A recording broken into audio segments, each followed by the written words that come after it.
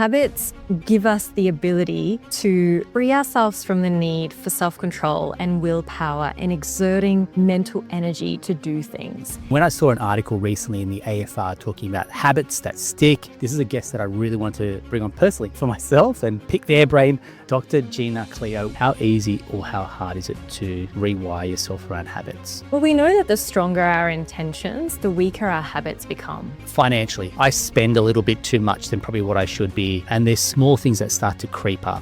How do we take that bad habit? How do we get back on track? The first thing that you need there is a goal. And what is the amount that you'd like to save? And then I would say remove your willpower from it. How do we take someone that's a slower burn to be one, maybe kinder to themselves, but also on the flip side, give themselves an uppercut when they need it too? Accountability, being around the people that mirror the person that you want to be. G'day everyone, welcome back to another episode of the Australian Property Investment Podcast. Selfishly, I find people that I want to have a chat to because I'm on the journey and I'm a student just like everyone tuning in. And when I saw an article recently in the AFR talking about habits that stick, money habits that generally have longevity as well, this is a guest that I really want to bring on personally for myself and pick their brain, Dr. Gina Cleo. Welcome on, how you doing? Hey, I'm so good. Thanks so much for having me. Thank you. I was saying before, I have gone down the rabbit hole of all your content, everything you're putting out there. I want to say kudos to you, mate. I love the energy. I love your ethos as well. And I just want to go how you've got here today, because I know like everyone, you've had a few detours in your own career.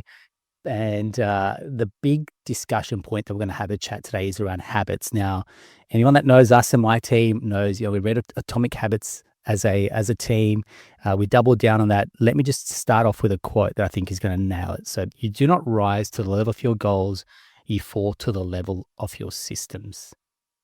Dr. Gina, come in here. I know that Atomic Habits is probably like blown this wide open, this space for you. You've put your own book out, which we'll touch on in a second. But take me through, for those that are listening, how important are habits? What has your research shown you to date? Well, what an intro, firstly. And thank you so much for your lovely compliments. It means a lot because there are only 2 habit researchers in Australia. So, I really feel a sense of duty to get the research out there. And it's awesome when other people are consuming it and getting benefit out of it. So thank you. Well done. I really love the quote that you shared. And it is so true because, 5 people can be starting at a race and they're all standing there and they all have the goal to be first. But the person who's going to be first is the person who trained well and ate well and slept well, and they have the right mindset. It's the systems that they put into place that's going to differentiate the winners from the people that don't come first. I don't like saying losers, but the losers, essentially. Well, there's only one place. There's that first gets gold medal. Yeah, this is true. Yeah, that's it. Yeah. What my research has found, and what the research continues to tell us for decades now, is that changing our habits is the only proven method to achieving long-term success. And that's in any area of our life, whether that is investments and wealth, or it's relationships, or it's well-being, diet, exercise, whatever it is. We have to focus on habit change rather than behavior change. And they are 2 very different things, even though we do use the words interchangeably. Yeah, thanks very much. How hard is it to change habits? Because, what do we hear? You can't teach an old dog new tricks. A leopard doesn't change its spots, for example. So we grow up with these mantras that, change is hard. What do they say? Put the toothbrush in your left hand if you're right-handed and see how uncomfortable that is. So your growth comes from a level of discomfort too. So from your perspective, how easy or how hard is it to rewire yourself around habits? Well, we know that the stronger our intentions, the weaker our habits become. So really, how hard or how easy it is to change a habit is going to come down to our mindsets, how badly we want it, how much we're willing to commit and invest in it. What are we willing to sacrifice to achieve it? How much are we comfortable in leaning into discomfort? Because change is hard. And so it really comes down to us. I've worked with people who have broken habits overnight, like nail biting habits that they've been doing their whole life. And I've worked with other people that have taken months to break their habits. And it really does come down to the individual. I love what you said there, which is how bad do you want it? Because that just speaks to me in terms of and a lot of our listeners will be the same, where they really want it bad enough. And then something comes along and sideswipes them. For example, life gets in the way. And great intentions, great plans can often get derailed, and it's an ability to get the train back on the rails and keep moving forward as well. And there's a sense of get up, get on with it, keep moving, which maybe talks a little bit of resilience, maybe talks a little bit of character, maybe talks to mindset, for example. When you start looking at habits and then you overlay that with how a person's wired, are some people naturally more disciplined than others? And if you don't, how do you build the discipline muscle to put yourself in the driver's lane or the driver's seat to change habits? Yeah, I love what you said. I've actually got a chapter in my book called Setback Strategies. And in that chapter, I talk about how resilience is so important, as is consistency, sticking to schedule, self-compassion, all of these things ensure that we get back on track, because it's not a matter of if we fall off the wagon, it's a matter of when we fall. And I hate saying that because I want to be the high achiever that's like, no, we can just keep going, like it's all fine. But reality shows and research proves over and over that all of us will fall off the wagon because life happens, and it's actually part of the dance. And I posted a post on Instagram recently, and it went viral. And the post basically said, I don't remember it word for word, but it said that, everything changed when I realized that those steps backwards, the missteps, are part of the dance. That it's actually all I need to do is just keep dancing, is just keep moving, and eventually I'll get to the end of the song. And it's very true. It's all about our mindset and how we view ourselves when we have a setback. Self-efficacy is the number one predictor of success, which is essentially the belief in our own ability to achieve a task. When you fall off the wagon, do you think, all right, I'm just not someone who can achieve this, I'm a failure? Or are you more like Thomas Edison, who took 1,000 attempts to achieve a light bulb and at the very end still kept saying, I didn't fail one time. I've just now discovered 1,000 ways that the light bulb won't be invented. And it's these mindsets that really carry us through. Yeah, I think that you're spot on. I think there's a portion of Australians that go, hey, anyone across the world actually, yes, I can, if I put my mind to it, I can achieve it, I will. Others need to see someone else, what you see is what you can be. So they need to see someone else that has a blueprint or has been before them, call it the 4-minute mile effect as well.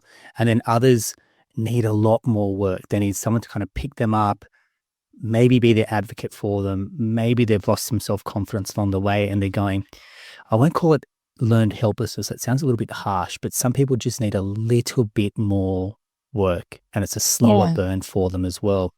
How do we take someone that's a slower burn to be one, maybe kinder to themselves, but also on the flip side, give themselves an uppercut when they need it too?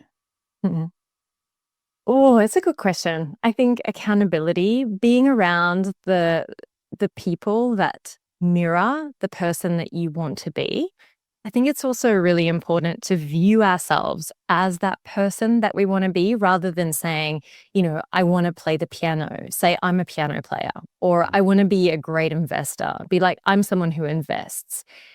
Our identity shapes our behavior, and our behavior turns into habits, and our habits turn into character, and our character turns into our lifestyle. It becomes what we do and who we are.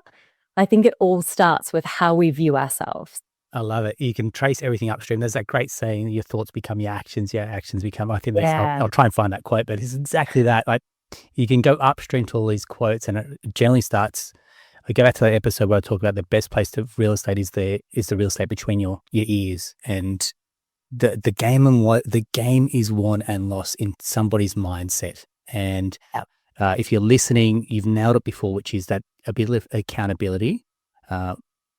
People, if you're listening, I've spoken very much about the community that we're building, our Property Accelerator group, which is a community of like-minded investors. I am so big on being around people that are going on the same journey, headed in the same direction, because investing in property, building a healthy body, having a thriving business, being a present or active partner or a parent, this takes being around a tribe of people that get what you're trying to achieve. And if you want to be part of the accelerator, DM us accelerator. We'll let you know when the next one's kicking off. The cohort one's already full. We're stacking the second group. I'm not trying to plug our group. I'm just saying, if this is resonating with you and you go, how do I put myself around like-minded individuals? This is exactly what we're building. Community and accountability. Put that together. That's the sweet spot for our accelerator group. Dr. Gina. Thank you very much for the little lead in there as well. I think you've nailed it.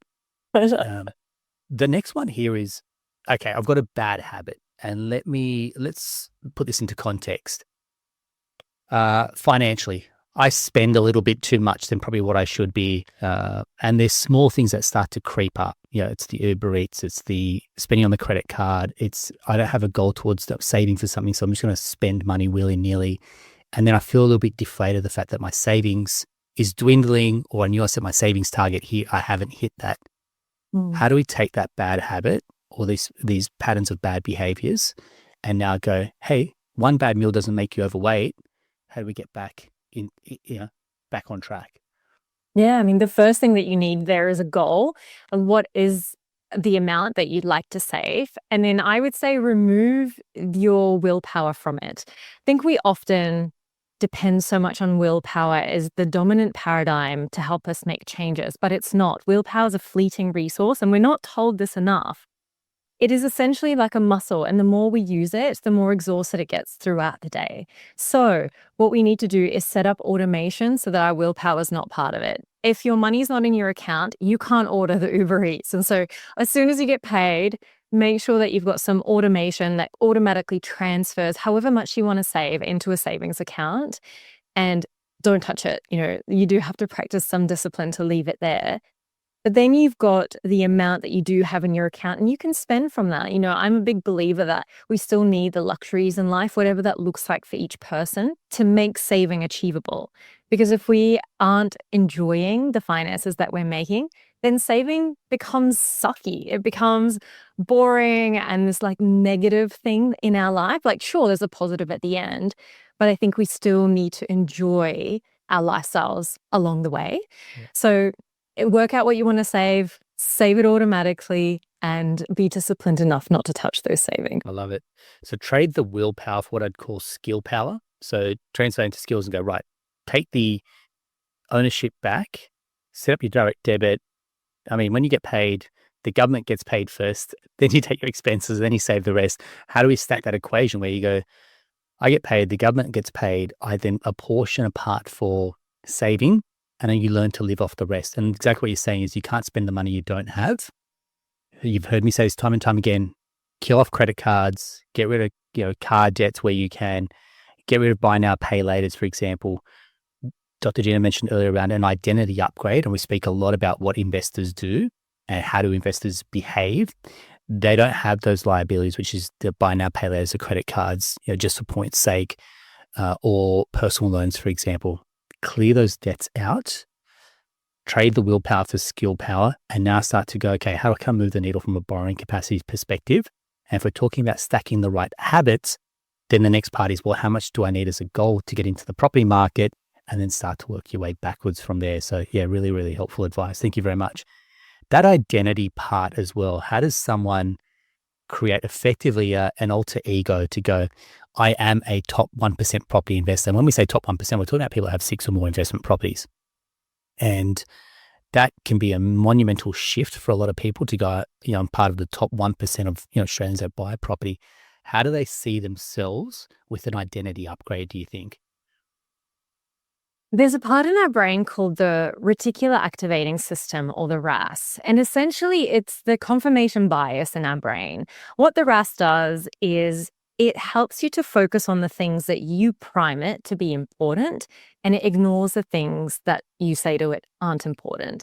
So let's say you buy a crisp new white t-shirt, and now you're walking through the shops and all of a sudden you're noticing all these people wearing white t-shirts. Now, statistically speaking, more people aren't wearing white t-shirts. You're just noticing the white t-shirts because you've primed your RAS that that's something that now is of relevance to you. And it does the same thing with our identity. If you say to yourself, I am someone who can be in the top 1% of investors, your RAS starts to notice all the ways that prove you right, whether that's you cancelled a subscription that you don't actually need, or you do the automatic direct debit for your savings and you see your savings portfolio increasing. Your RAS is going, look at you, you're totally rocking the savings thing. You are on your way to 1%, homegirl or homeboy. You can totally do it. And that is how we build our identity. Yeah, great. Thanks very much. We talk about financial habits as well, and I think the big power is those that are around us. I think there's a really good statistic that if you're married and you hang around people that are divorced, you've got a higher likelihood of getting divorced. If you hang around people that are statistically overweight and you're not, you have a higher likelihood of becoming overweight. Mm. There is a sense of, as opposed to people lifting you up, it almost can feel like people are pulling you down, which I don't want to be negative. I just think there's a reality that comes with this, and misery loves company. How do we then start to move away from the herd, which can feel a little bit lonely? And a lot of our listeners will reach out telling me, I feel a little bit lonely in my journey as a property investor because a lot of my friends, one, don't believe they're getting into the property market. Two, won't really share my success or my happiness around my ambitions. How does someone move away from the herd, habit chase, but it can feel a little bit lonely? Yeah. I mean, I like the idea of replace, don't erase, kind of like replace. People can't fulfill all the parts that you need them to fulfill. They can't be the people that are humorous with you and empathetic and also understand your financial goals and are also successful with you. And, I think it's important to have different groups of people in your life that you lean on for the things that you need. And I think you pitched it beautifully before. You've got this amazing group that's like the perfect group of people to be around when it comes to this investment space. And it might not be your direct friends. It might be something like a support group where people get you, they see you, they understand what it's like. And I think that's what's so powerful about groups like this is it creates this like-minded space where you already have so much in common with other people. And there's this unspoken thing of this space is lonely and I'm really glad you're here as well, like doing this with me. Yeah, thanks. And I guess if you bring it very close to home and say, let's say if I'm trying to go on a health kick, I've got a partner that doesn't believe in it, for example, and they're happy to sit on the couch and have a glass of wine or a few late night snacks like chocolate, for example. And I'm really trying to be disciplined, like you said at the very start. I'm really trying to be honed in on my habit of getting up, going training at the gym, for example. How does someone, do they just go, look, you run your own race, I'm here? Or how does someone get another person to come up and say, look, that's potentially a bad habit without causing a little bit of friction, for example, because like overnight I'm someone that's healthy and now this person feels like they're going in a different direction as well. Yeah, our environment plays such an important role in our behavior. I write in my book that our environment drives our behavior. So if you're in a household where the person that you're with isn't supportive and actually behaving in the opposite manner to what you want to achieve, it does make it harder for you. Absolutely, it does. Now, we can't change other people's behaviors, no matter how much we try. What we can do is just set an example, like lead by example, and hopefully they come along on the ride. You can slip in a few little passive things like, oh, I felt amazing after my workout this morning. You should totally come next time. But it's also then again, finding people outside of that. So, you can join a Pilates class, for example, that you have to pre-book it. And so that if you pre-book that, that's your accountability then to go. You can make a gym buddy, you can join a running club, whatever it is that you need to do. Again, finding that support outside the environment that isn't supporting you is really beneficial. Yeah, thanks. Look, a lot of people reach out to me going, look, my partner isn't on the same page when it comes to investing in property. They feel it's risky. I've often called it, it can feel a little bit like a handbrake to someone's progress, but it can be a sign of, hey, slow down to speed up. If they've got this initial friction point, if they've got their own fears or reservations, meet them halfway. How do we facilitate this conversation? For example, going, this is how I feel. This is how you feel. I know that even I'll speak very openly and personally. We've got two very small kids. Sometimes the only time that we get to have these deep chats is 9:30 at night when we're absolutely busted, and it's not the best time. It's not conducive to having a really good, deep, and meaningful meet me halfway discussion. How does someone in that scenario? I know we're kind of going a little bit away from the habits, but how do we build a habit of open communication or active listening to our partner and seeing where they're at, understand their fears, their hesitations or reservations, for example? How do we have these conversations that are going to get a good outcome where we both feel heard? Yeah, I think it's a really beautiful question. And I think it comes back to why those things are important to you. Like, what's the bigger goal? Like, say you're the one who wants to do the investment. What does that look like? What's the sacrifice for both of you? Really acknowledging the sacrifice for both people, because your partner also is going to need to make sacrifices to make your vision happen. I think sometimes conversations like this, if they're not going the way you want them to, or even from the start, it's probably a really good idea to have a third party who's completely objective, whether that's some sort of financial advisor or an accountant, or someone who can advise both of you as to what would be a long-term strategy. And that way it takes the emotions out of it. It makes it more objective. And then, if you've got two people who are open and willing, then you can probably meet each other halfway if that's what the advice is. Yeah, thanks, Dr. Gina. Yeah, this is, again, I don't play marriage financial counselor at all here. I can just tell you from a lot of experience I've had with people that have been in this scenario, and if you are there, I hear where you're at. Here's one option that I've got for you is, if you come and say, here's what I'm thinking about doing, here's ideally the outcome that I'm shooting for, here's some of the professionals that I've shortlisted. If you'd like to go away, have a look at some people that are, here's some of the podcasts, or here's some of the websites that I've checked out, of their socials. Have a look around and see who you feel comfortable with. And if you like, would you like to reach out to them and organize and schedule a meeting? Because if you're taking the lead and someone's following, they feel like they're being dragged along. And at some point they'll kind of put up the red flag going, I don't like where this is going. I'm not agreeing to this. And it can feel like your plans get derailed, and you will lose a little bit of motivation. You'll lose a little bit that momentum that you're getting as well. And it almost just feels like you're going to cut your nose to spite your face. I want to avoid that. Like I'm saying, I could show clients, we do this consistently, how to buy 5, 8, 10 investment properties. But somewhere along the line, there is going to be some hesitation, or there's going to be some red flags that go up from someone. Either it's a cash flow, I don't trust this person, I don't know about the strategy, for example. So if that's something that's speaking to where you are, either in a relationship or even just yourself, take the time to slow down, to speed up. Like Gina's saying is, hey, put your plans on paper. Maybe seek out someone that's completely independent as well. And hopefully this gives you that little bit of momentum to keep going as well. Thank you very much. That's good. How about and anything? There's so many good books now, and we're going to talk about your book as well in a second, but there's so many good books that have really opened up habit stacking, the power of habits, for example, starting small. Take me through. You've done your PhD in habits. I feel like this is really, this space is really opened up. It's probably like where resilience was quite a few years ago. It's a fairly new topic, and now it's become verbatim today. Yeah. So take me through, what's your research shown you throughout your PhD, and then combine that into a book with all your years of experience? How do you condense that down into your elevator pitch? Oh my gosh, that is pressure. There's so much freedom in living a life filled with great habits. Habits essentially, there's so much more than academic theory. Habits give us the ability to free ourselves from the need for self-control and willpower and exerting mental energy to do things.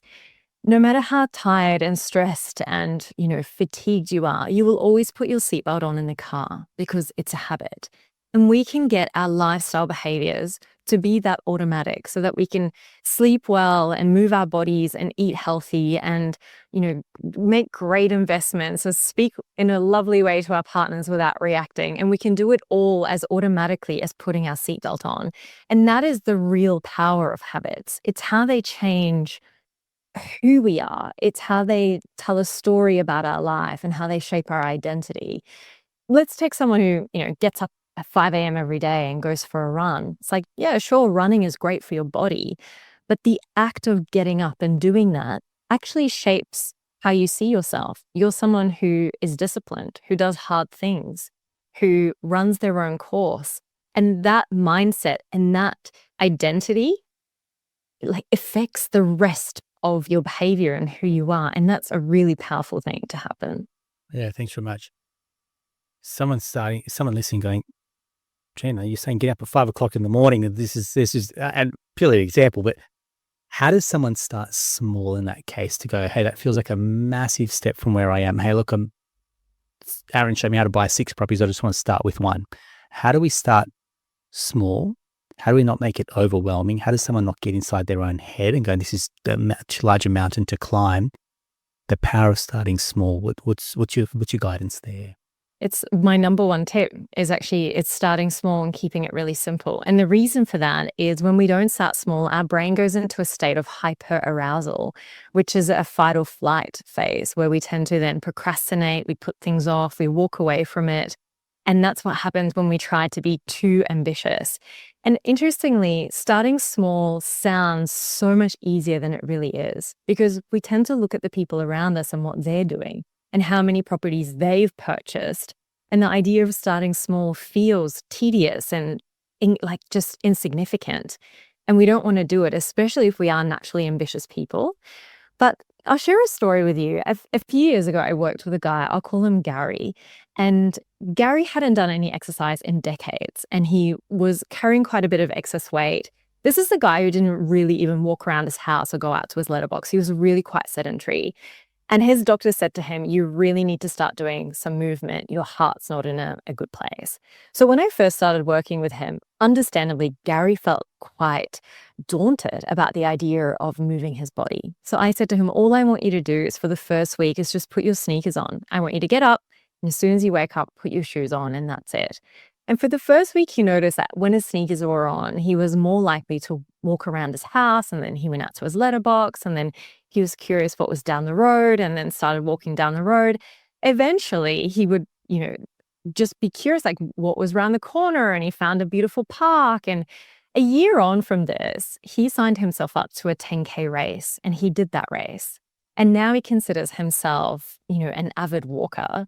And I remember him saying to me, if you had told me that one day I would be, going into a 10K race, I would have thought you're crazy. But you gave me something so small, I knew I couldn't say no to doing it. And that is how we achieve success.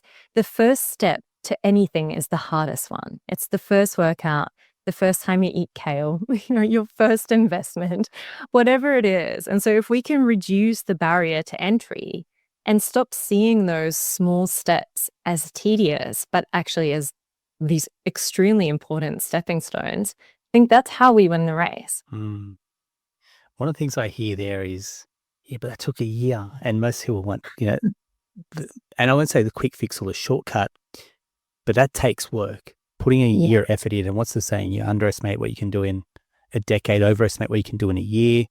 And then people go, mate, off track a little bit, and to get back can feel a little bit hard. And so how does someone embrace this feeling of, say, delayed gratification, still building really good habits, like where you start to see, again, maybe small progress, or you go, mate, from where I was 3 or 6 months ago, this is a radical shift and a change. Like, how do we really measure the value of those small steps that someone can really feel like, hey, look, I'm on the right track. It might be small progress, but I'm headed in the right direction.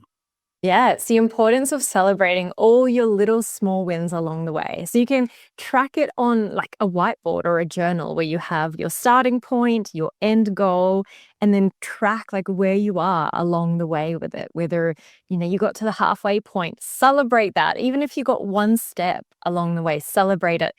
And the brain loves when we celebrate, and it does a few really powerful things. Firstly, it gives us a hit of dopamine, which then reinforces the habit. So dopamine makes us feel good. It gives us a sense of reward, and it makes us want to do whatever that behavior was again, so that we can feel this good, pleasurable feeling again. So that's the first thing.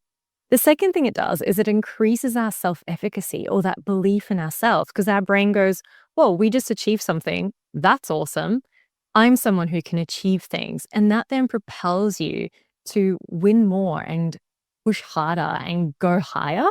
And the cool thing about the brain is it actually doesn't know if you've achieved a small goal or a big goal. It just knows you've achieved something. As long as you take the time to celebrate it, that's all it needs to be. With my online course, last night I got someone who signed up to it from a new country. So I've had people from all over the world, like Germany, America, Mauritius, all over the world. And last night I got someone from Hungary, which was really cool. I haven't had someone from Budapest before.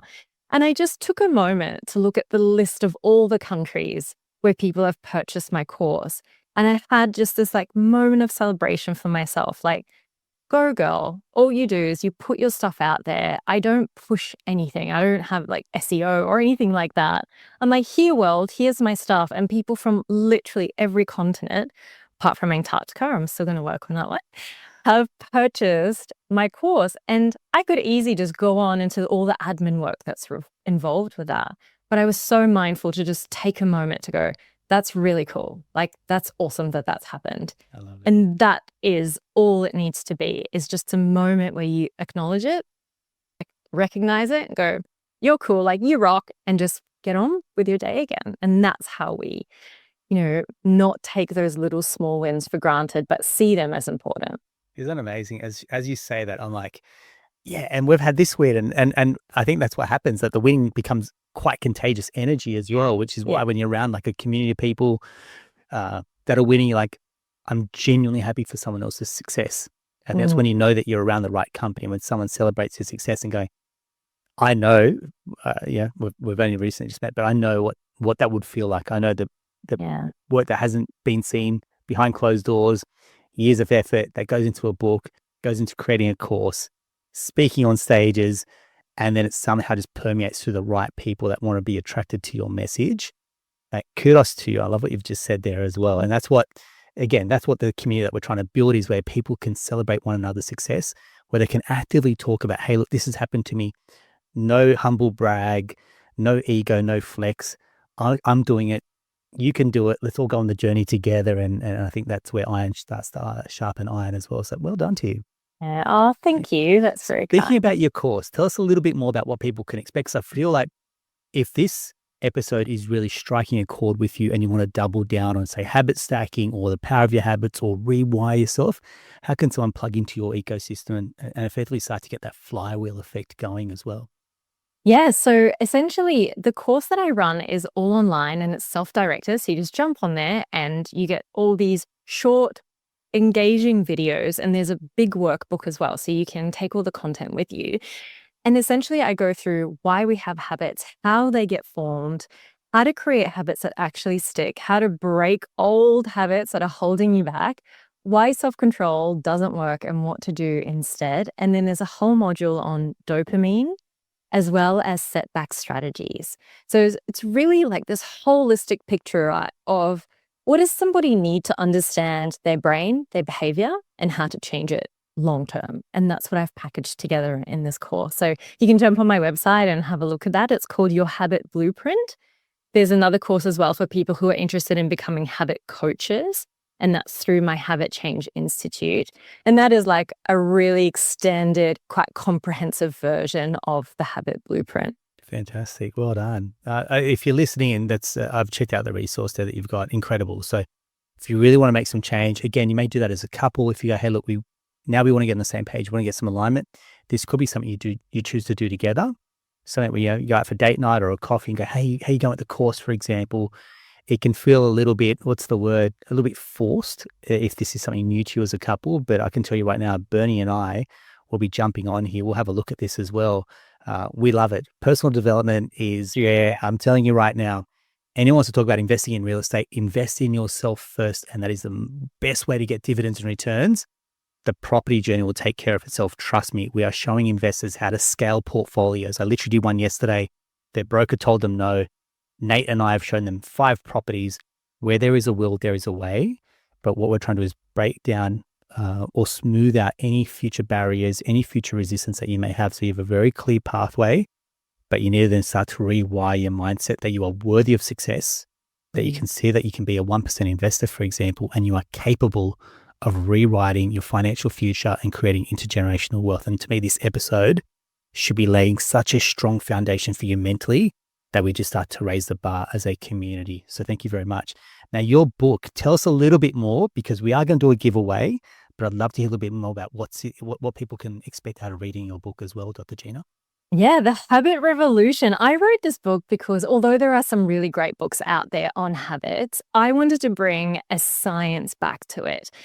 Some of the great authors that have written about habits have been like journalists or photographers and haven't always, I guess, interpreted the science accurately or translated it in the most applicable way. So I wanted a book that really was like a habit coach in your pocket. It can hold your hand through the tough times. It's a very realistic view of what it's like to change our habits.